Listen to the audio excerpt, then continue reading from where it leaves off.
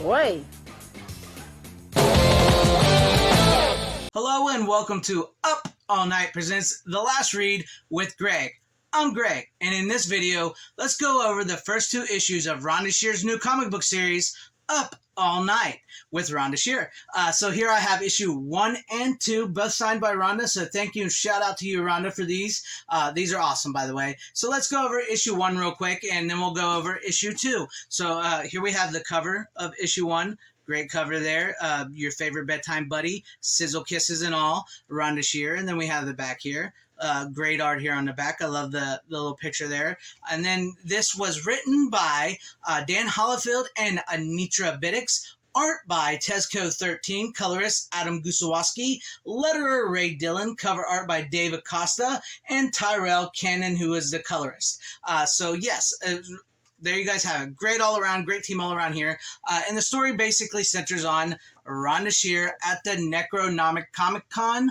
Say that 3 times fast. And she's there, doing her Rhonda thing. And I love, it feels like you're reading Rhonda Shear. It is so well written. And I love that, there's one part in the story where she talks about how she helped a lot of people, a lot of guys through their puberty years. So I really love that. So, she meets this kid who's dressed like Joshua, not Jason, Joshua, Friday the 13th-esque. And, she's there, she's giving a speech and everything. And then all of a sudden this meteorite comes crashing in to the Comic-Con, Necronomic Comic-Con, and it starts transforming everybody in their costumes into who they are. So the little boy turns into Joshua. We got like a Leatherface, Head Cheese, and a Cenobite, which is really cool. And they start attacking and killing people in the Comic-Con there. And so Rhonda's left to her own devices, and she ends up teaming up with Joe Bob Briggs and Darcy from the last drive-in. They fight together for a while.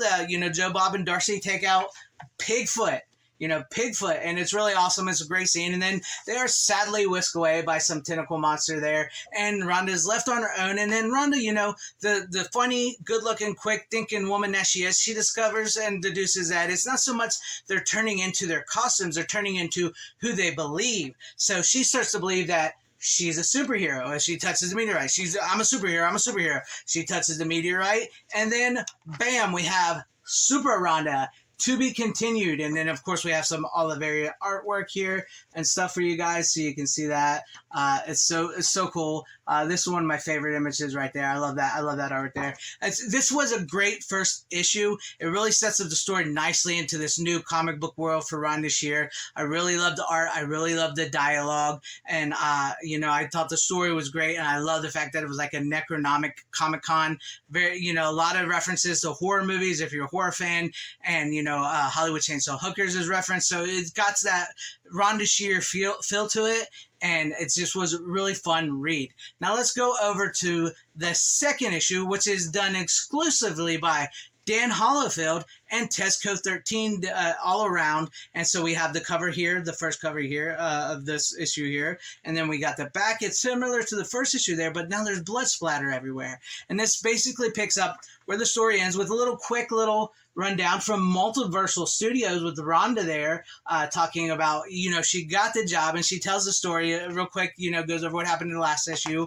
And then we pick up right with Rhonda being the badass superhero that she is, starting to take out all these, the Cenobite and all them, and she's fighting back and she's kicking butt, and she's very, very powerful in this. She's just she's Super Rhonda. She's a superhero, like she said. And maybe it starts to get a little too much for her with everybody there from the costume contest, turning into all who they believe they are and everything. So she opens up the multiverse of Rhonda and forms a team with the Rhondas throughout the multiverse. I love that there's one that's a prison Rhonda, like a prison film Rhonda, like a cowboy Rhonda, like a She-Hulk Rhonda, a robot Rhonda.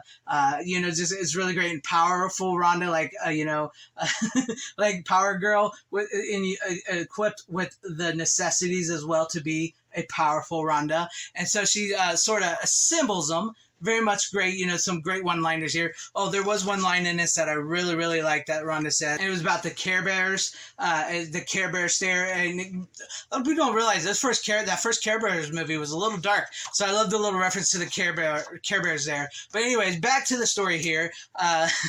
And so Rhonda and the team up and they start just, you know, kicking butt and having a good time, just taking out all these bad guys and everything. And there's some jokes in there about Freddy, the guy that's sort of like a Freddy Krueger type guy. He said, I can't do nothing. They're you know, I take my victims out while they're sleeping. And then they got like the Damien from The Omen and the kid. He's just like, I can call birds. So I thought that was really fun. But then of course it starts to overwhelm them and they, you know, sort of start taking out the, multiversal Rhonda's one by one, and it, you know, Rhonda, it's like really pisses her off, and so she's got to step up, and she really like uses this power and creates this.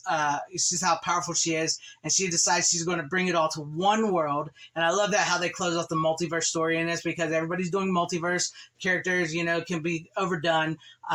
But then I love the fact that it's kind of closed out quick in this at the end, and with Rhonda, Super Rhonda, like combining it all to one world, one up all night world with Rhonda, and saving young Joshua's life there, who was a young boy in the beginning, and with this really great art here. I love this right here, this picture, just her holding the kid and letting him know everything's going to be all right. This is amazing. This is probably I know it's the end of the comic book in the issue 2 here, but this like touched me. It was amazing. I love the way it concluded. And then of course we got all these special goodies in the back here, you know, artwork and details and everything, and you know, all this good stuff here that's in the back here. And of course we close it out with this.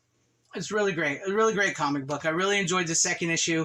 Very well done. I don't really have many complaints about it. These are probably some of the best comic books I've read in a long time, and I have been told that in future comic books you may be seeing Brink Stevens, Kelly Maroney, Laura Wimbles, who was from Midnight Rental. So they're all coming down the line in these issues. And so if you have not yet picked these up, I highly recommend pick them up if they're still available for you guys. Great comic books, great reads. And I also wanted to show off a little these as well, too, that I got for you guys. So we got, up first, we got this little Rhonda statuette here, little Rhonda toy. Check that out. It's really great. It's really fun. I mean, look from the side and from the front there. I think you know the perfect assets on this toy. So I was really thankful for that as well, too. And then also I got some of these old school Rhonda cards. Keep You Up All Night from 1993. These are some great cards. Very nostalgic feeling for me getting these cards and going through them and stuff. I'll show you guys a few real quick. Look at that. That's Rhonda. It's amazing. It's amazing. Good old Rhonda Shear. I mean, no wonder she helped so many guys through their puberty era back in the day, right?